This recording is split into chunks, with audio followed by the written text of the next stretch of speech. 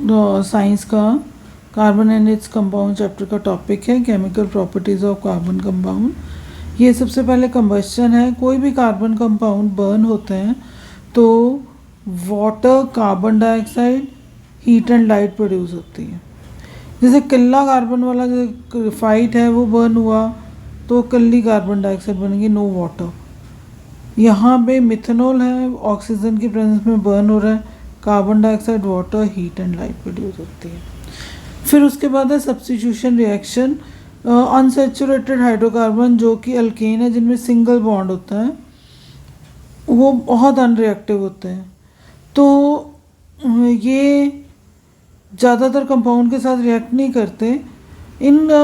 इस रिएक्शन में क्या होता है, एक या उससे ज़्यादा हाइड्रोजन रिमूव हो जाते हैं हाइड्रोकार्बन में से, उसकी जगह कोई और का एटम ले लेता है। जैसे यहाँ पे मीथेन है, क्लोरीन के साथ रिएक्ट हुआ सनलाइट की प्रेजेंस में, एक हाइड्रोजन निकल गया तो क्लोरोमीथेन बन गया, साथ में HCl। और ये रिएक्शन कंटिन्यू रहता है सनलाइट की प्रेजेंस में।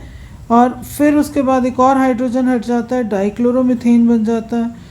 फिर एक और हाइड्रोजन हटने के बाद ट्राइक्लोरोमीथेन, फिर ट्राइक्लोरोमीथेन में से एक और हाइड्रोजन हट जाता है, टेट्राक्लोरोमीथेन, राइट। ये भी साथ में प्रोडक्ट्स बनते हैं। इसके अलावा ऑक्सीडेशन है। तो वैसे तो क्या है कि कंबस्शन भी ऑक्सीडेशन ही है, इसमें कार्बन कंपाउंड कंप्लीटली ऑक्सीडाइज हो जाते हैं।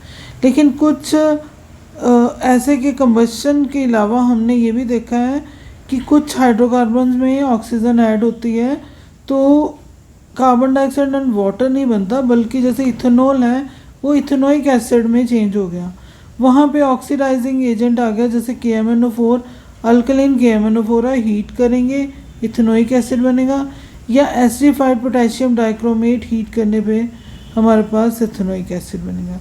फिर उसके बाद है एडिशन रिएक्शन।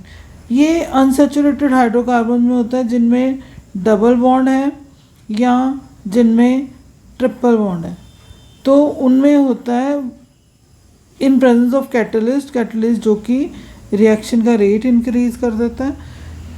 तो यहाँ पे निकल कैटलिस्ट लिया है और हाइड्रोजन ऐड हुआ, उसने क्या किया, डबल बॉन्ड तोड़ के यहाँ पे हाइड्रोजन लग गया।